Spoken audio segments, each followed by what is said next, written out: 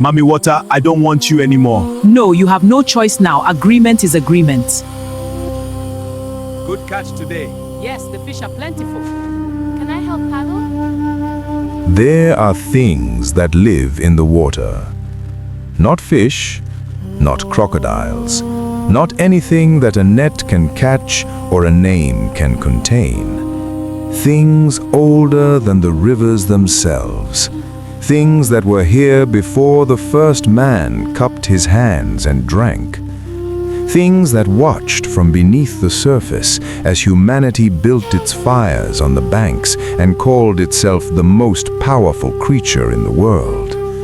And they smiled, because they knew something humanity did not, that the water gives, and the water takes, and the water never, not once, not ever, gives without eventually taking something back.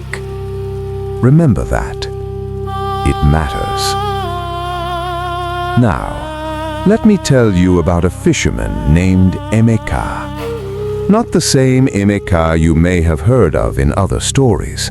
A different man, a younger man, a man who had not yet learned the lesson that the water teaches everyone eventually. He lived in a small fishing village on the edge of a wide river, the kind of river that in the dry season looks gentle and brown and almost tame, and in the wet season becomes something else entirely, something that reminds you who is truly in charge. Emeka was 23 years old. He was tall and lean in the way that men who work with their bodies every day are lean, not from hunger, but from use. He had a face that women noticed, and a laugh that made children run toward him, and a stubbornness in his chest that his mother had tried to beat out of him since he was 4 years old and had never succeeded. He was a good fisherman, not the best in the village. Old DK, who had fished the river for 40 years and could read the water the way most men read the faces of their wives, was the best. But Emeka was good. Good enough to feed himself, good enough to sell a little at the market, good enough to dream of something more. And that was the problem. Emeka dreamed of something more. He watched the big trading canoes move down the river toward the coast, heavy with goods, and he felt it in his chest, that burning want that has no clean name. Not quite envy, not quite ambition, something between the two that lives in the place where contentment has failed to take root. He wanted more fish than any net could hold. He wanted wealth. He wanted his name to mean something beyond this small village on this brown river. He wanted. And wanting, as you will see, is a very dangerous thing to do near water. It was a Tuesday in the dry season when everything began. Emeka had gone out earlier than usual, before the other fishermen, while the river was still dark and the sky was still that deep blue that exists only in the hour before sunrise. He liked this hour, the silence of it, the feeling of being alone with the water before the day's noise arrived. He cast his net. He waited. He pulled it in. Empty. He cast again. Waited. Empty. 3 more times. Each time the net came back with nothing. Not even the small thin fish that were barely worth keeping. Nothing. Emeka sat in his canoe in the early morning darkness and felt the frustration rise in him like water rising in a flooded boat. He had been having a bad month. Fish that other men caught easily seemed to slip past his nets. The market days had been thin. His savings were shrinking. He leaned over the edge of the canoe and looked at the dark water below him. And he said something he should not have said. He said it without thinking, the way people say dangerous things, casually, in frustration, into what they assume is empty air. He said, "If there is anything in this river that can change my fortune, I am willing to pay any price." Any price. The water was still. Then a ripple moved across the surface, not from wind, not from current, from below. Emeka sat up straight. The ripple expanded slowly outward from a single point directly beside his canoe, the way ripples expand when something just beneath the surface has shifted. And then, from that same point, a smell rose from the water. Not the usual smell of the river, mud and fish and green things. Something else. Something sweet and deep and ancient. Like flowers that only bloom at the bottom of rivers, like perfume made from things that have no name on land. Emeka gripped the sides of his canoe, and the voice came. Not from above him, not from beside him, from below. Low and clear and layered, like three voices speaking in perfect unison from three different depths of the same water. "Any price," the voice said.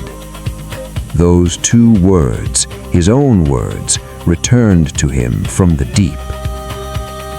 Emeka's throat grew dry. "Who is there?" he whispered. The water did not answer immediately. Then the smell intensified, that deep, sweet, ancient smell, and the surface of the river directly beside his canoe began to glow. Not brightly, not like fire, like the memory of moonlight filtered through fathoms of dark water. And she rose. Not all at once, slowly, the way things of enormous consequence always arrive, giving you just enough time to understand what is happening, but not enough time to escape. First her hair, black and long beyond reason, spreading across the surface of the water like ink. Then her face. Emeka had seen beautiful women. The village had beautiful women. The market town down the river had women that made men walk into walls. This was not that kind of beauty. This was the kind of beauty that bypasses the eyes entirely and lands somewhere deeper, somewhere in the part of you that is animal and ancient and knows without being told that it is in the presence of something that exists on a different level of reality than it does. Her eyes were gold.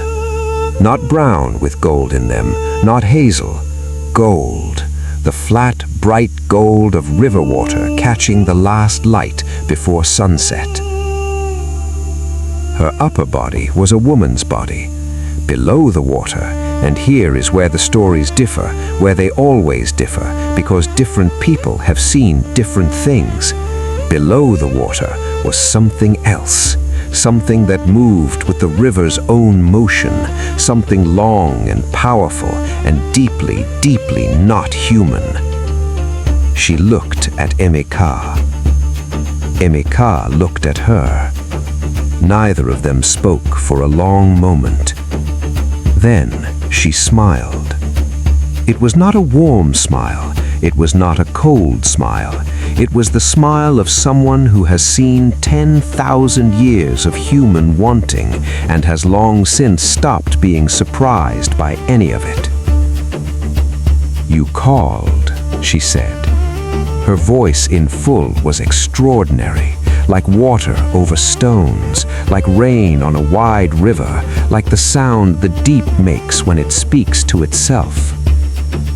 "I did not," Emeka began. "Any price," she said again. "Those were your words, not mine." He swallowed. "Are you," he started. "Say my name," she said, "if you know it." He knew it. Everyone on that river knew it. "Mami Wata," he whispered. She tilted her head, a slow, considering tilt. "And what is it you want, fisherman?" The question hung in the air between them. And here is where Emeka should have said nothing. Here is where any man with wisdom behind his eyes would have closed his mouth and picked up his paddle and gone home and never come back to that part of the river again. But Emeka had stubbornness in his chest that his mother had never beat out of him since he was 4 years old and had never succeeded. He wanted more fish than any net could hold. He wanted wealth. He wanted his name to mean something beyond this small village on this brown river. Emeka had stubbornness in his chest that his mother had not beaten out. And he had want. "I want to be the greatest fisherman on this river. I want nets so full they drag the water. I want more fish than I can sell. I want my name known from the headwaters to the coast." Mami Wata looked at him for a long time. The river moved around her. The current gave her space. "I can give you this," she said. Emeka's heart leaped. "But," she said, and that single word landed in the canoe between them like a stone. "What I give with conditions. Every gift I have ever given has had a thread attached to it, a thread that runs from my hand to the thing I have given, always. You will feel it sometimes, a pull, a reminder that what you have was not born from you, but borrowed from me, and borrowed things must eventually be repaid." "What is the repayment?" Emeka asked. "You will know it when the time comes." "That is not an answer," he said. She smiled again, that same 10,000-year smile. "No," she said, "it is not." And then she was gone. Between one breath and the next, gone. The glow faded, the smell faded last of all. The dark brown surface of the river returned to its ordinary dark brown. Emeka sat in his canoe for a long time. Then he cast his net. It came back full, overflowing, so heavy he could barely lift it. He stared at the fish piled silver and thrashing in the bottom of his canoe and felt something move through him that was equal parts joy and the particular dread of a man who had just made a deal he does not fully understand. He went home. He said nothing to anyone. The weeks that followed were extraordinary. Every day Emeka went out on the river, and every day his nets came back full. Not sometimes full, not mostly full, always full, impossibly full. Fish that other men spent days searching for seemed to swim directly into Emeka's nets as if called. The village noticed. Of course they noticed. Old Dyke watched from his own canoe with narrowed eyes and said nothing, but he watched. The market women who bought Emeka's fish began to talk. His catch was always fresh, always abundant, always the best quality anyone had seen in years. Money came. For the first time in Emeka's life, real money came. He repaired his canoe. He bought new nets. He built a better house. He ate well. He wore good cloth to the market. He was by any measure thriving. And yet, at night, when the village was quiet and the river made its soft, dark sounds outside his window, Emeka would lie awake and feel it, the thread. Not physically, he could not touch it or see it, but he felt it. A faint, persistent pull somewhere below his ribs, a reminder that something had its hand in his life now, something that made no promises about how long the gift would last or what the repayment would look like when it came. He told himself it was nothing. He told himself it was guilt or nerves or the ordinary anxiety of a man whose luck had finally turned and who was afraid of it turning back. He told himself he had imagined the whole encounter on the river. He almost believed it. 3 months after the night at the river, a woman came to the village. Her name was Chidima. She arrived with a group of traders from upriver, selling cloth and pottery and beads. She was not from the village. She was not from anywhere near the village. She was a stranger passing through. And Emeka saw her across the market and felt something happen in his chest that had nothing to do with want and everything to do with recognition. The strange, deep recognition of meeting someone your life has been quietly moving toward without your knowledge. He was not a shy man. He went to her. They talked for an hour. Then 2. The traders she had come with left. She stayed. By the end of that market day, something had begun between them that both of them knew, without saying it, was serious. Chidima was sharp and funny and honest in a way that made honesty feel like a gift instead of a weapon. She had a laugh that Emeka immediately wanted to hear every day for the rest of his life. She had opinions about everything and was afraid of nothing, and looked at Emeka with eyes that saw him clearly. Not the successful fisherman, not the man with the full nets and the new house, but the stubborn, ambitious, river-dreaming man underneath all of that. She saw him, and she stayed anyway. They were together within a month, married within 6. It was the happiest Emeka had ever been. And that is when he made his second mistake. He went back to the river. Before sunrise, as before, to the same spot. He leaned over the canoe and looked at the dark water. And he said, "I want to keep her. Whatever the repayment is for the fish, I will pay it, but let me keep her. Let nothing take her from me." The water was still, for so long that Emeka began to feel foolish. Then the ripple, then the smell, and Mami Wata rose. She looked at Emeka. Then she looked in the direction of the village, toward where Chidima slept, and her expression changed. Something moved through those gold eyes that Emeka could not read. "You love her," Mami Wata said. "Yes," Emeka said. "Then why are you here?" Her voice had an edge in it now, something that had not been there the first time. "Why are you asking me to protect something that does not belong to me?" "She belongs to herself," Emeka said. "I am not asking you to own her. I am asking you to leave her alone." A long silence. The river moved around her. The current gave her space. "You do not understand what you have already set in motion," she said finally. "When you called me the first time, when you said any price, you opened a door between your life and mine. What you asked for that night was not just fish, it was my attention. And my attention, fisherman, is not a small thing to have." "What does that mean?" Emeka asked. "It means that what is mine notices what matters to you," she said. "It means that the thread I told you about, the one you have been trying to pretend you cannot feel, it does not only run in one direction." Emeka's blood went cold. "Is she mine?" he whispered. "Chidima is..." "No," Mami Wata said sharply. "She is not mine. She was never mine. But you are mine.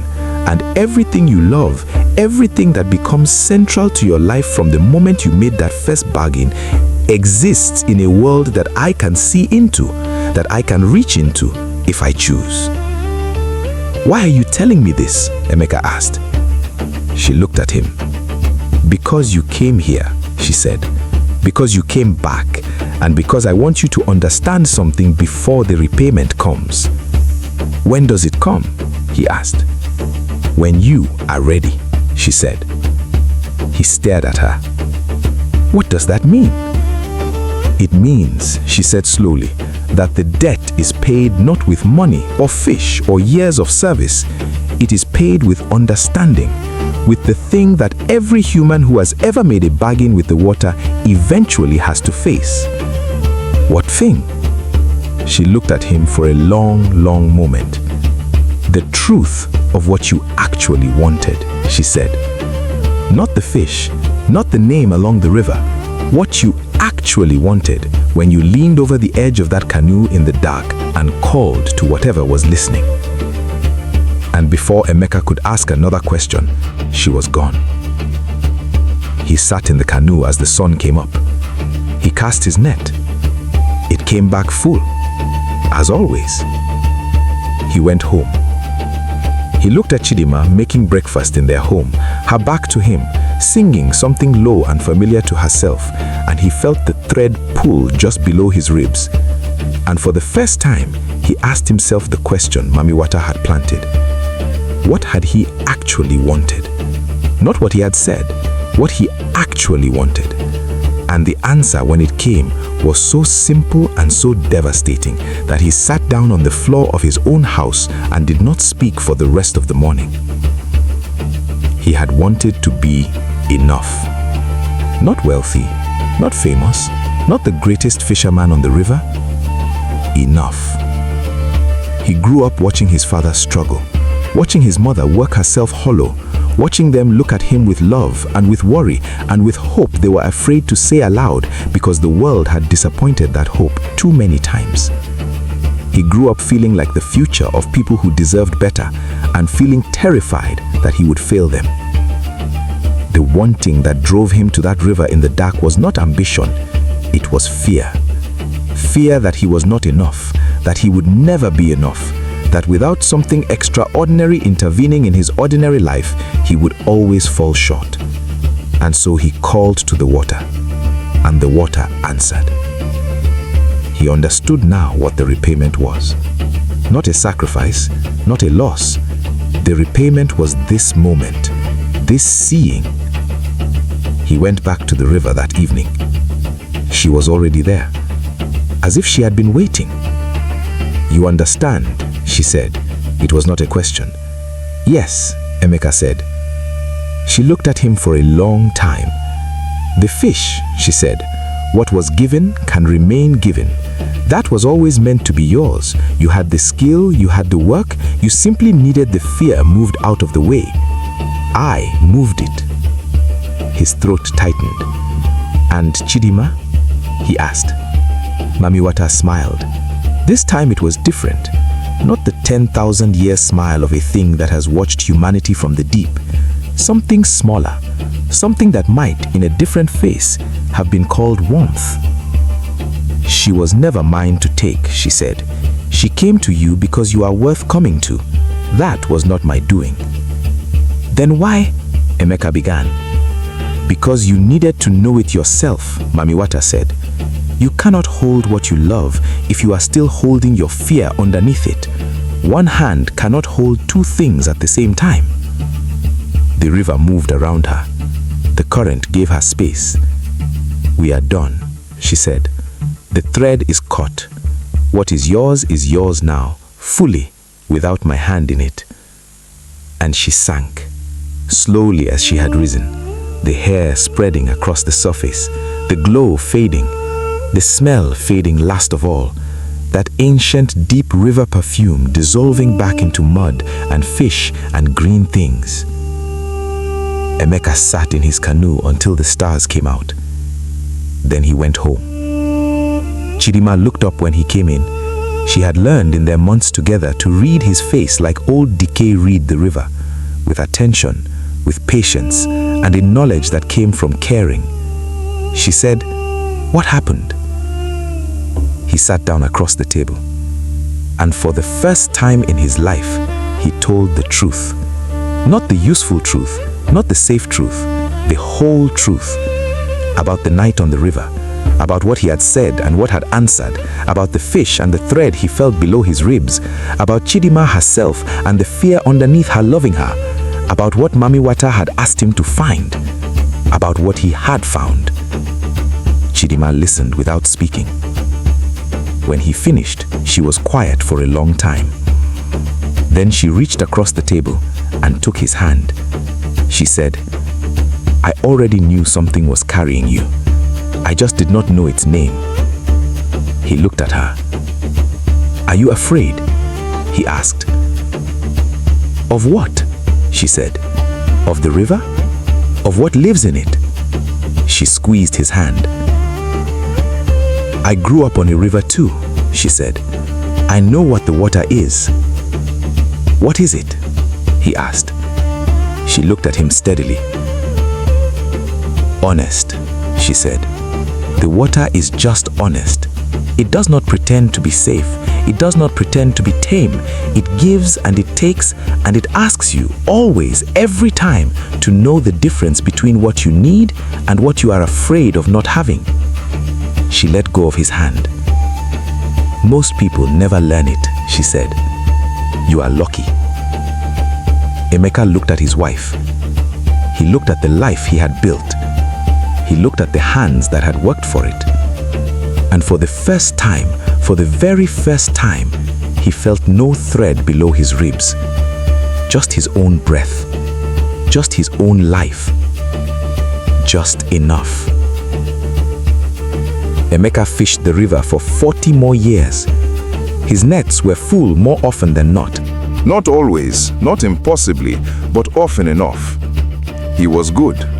He had always been good. He knew that now.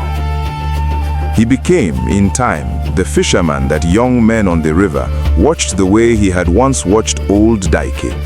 Not because of magic, because of skill and patience and the particular wisdom of a man who has looked at his own fear and decided it does not get to drive anymore.